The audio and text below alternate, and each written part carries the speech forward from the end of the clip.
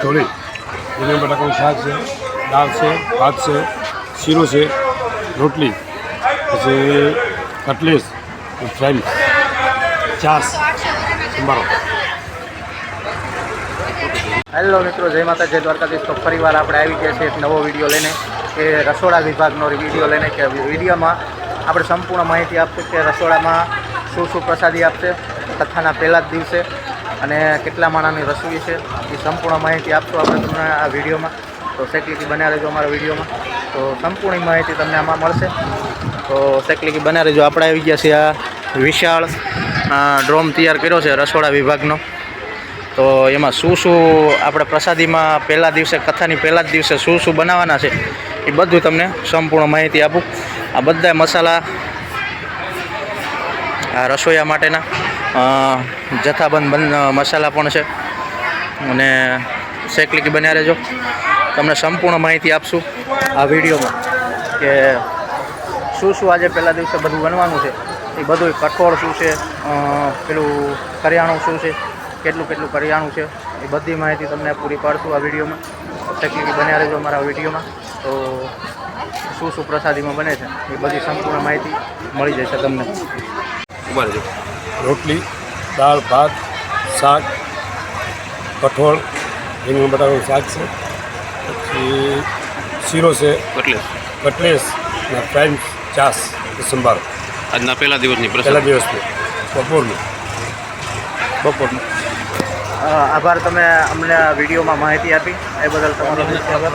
એટલે આ રીતની પ્રસાદી પહેલા દિવસની છે કથાની. આ ભાઈ જે રસોડામાં, જે રસોડા વિભાગમાં છે એ ભાઈએ મને સંપૂર્ણ માહિતી આપી છે. તો પહેલી પ્રસાદીમાં શાક છે, કઠોળ, સંપૂર્ણ માહિતી જોઈ લો. નીલકંઠ કટલેસ કેટરસ, રાજકોટ, આટકોટ એવો રસોડા વિભાગ છે, અને ત્યાંથી રસોડાવાળા ભાઈ આવ્યા છે, અને મસ્ત મસ્ત રસોઈ પણ બની ગઈ છે. આમાં શું છે ભાઈ? આમાં ચટણી પણ આપણે આ ભાઈ રસોઈ વિભાગમાં દેખાડે છે કે શું શું આજે બનાવ્યું છે. રવાનો શીરો છે, મસ્ત મસ્ત જે મહાપ્રસાદી જે કથાની કહેવાય એ આપણને ભાઈ દેખાડે છે. સંપૂર્ણ દાળ બનાવી છે, દાળ પણ બનાવી છે.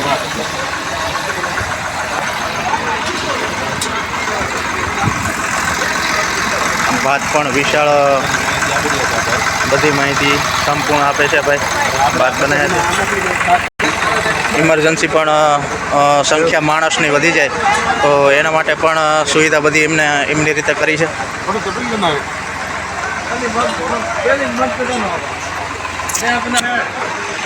એવી રૂડી વિશાળ આ ડોમ આખો તૈયાર કરવામાં આવ્યો રસોડા વિભાગનો, અને સંપૂર્ણ માહિતી આ ભાઈ રસોઈ આપે છે આપણને.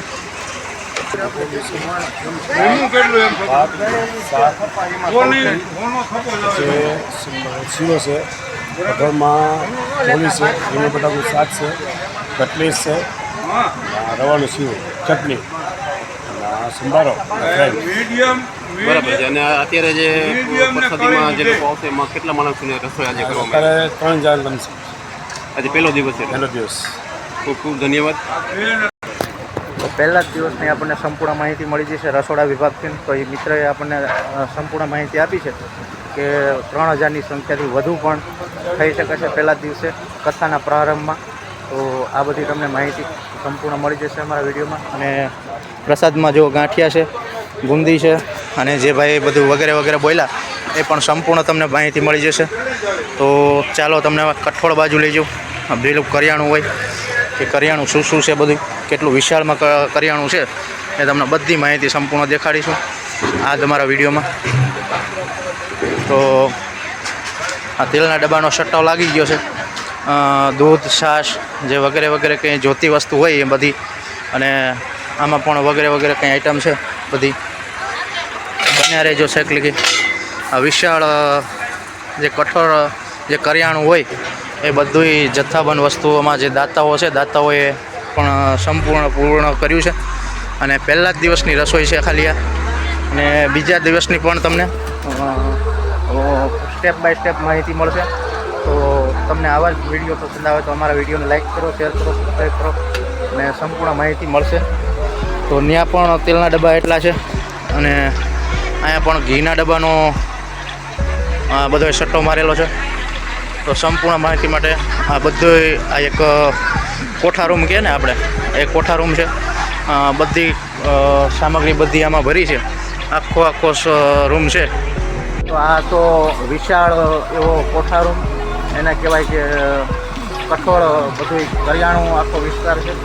અને આ મિત્ર બધા મથે છે, તૈયારી ફૂલ ચાલે છે કથાના પહેલા જ દિવસની. રસોડાવાળા પણ છે બધાએ રાજકોટથી રસોઈયું આવ્યું છે. તો આવી કંઈક હતી સંપૂર્ણ માહિતી. અને હજી પણ અમારા વિડીયો આવશે, જે પોથી યાત્રાનો વિડીયો મળશે તમને. એ સંપૂર્ણ આગળ સ્ટેપ બાય સ્ટેપ આપણે 12 વાગ્યે પોથી યાત્રા છે, જે થાનગઢના જે વાસુકી દાદાનું મંદિર છે ત્યાંથી પોથી યાત્રા કરવાની છે. તો પોથી યાત્રા વિડીયોમાં તમે બના રહેજો અને સંપૂર્ણ માહિતી તમને મળશે. આ જે કથાનો પહેલો જ દિવસ છે, તો પહેલા દિવસે આજે 3 થી 4 હજારની માહિતી મળી છે. 3 થી 4 હજાર માણસ પ્રસાદી કરશે અહીં. તો મહાપ્રસાદ 3 થી 4 હજાર લોકો અહીંયા કરશે.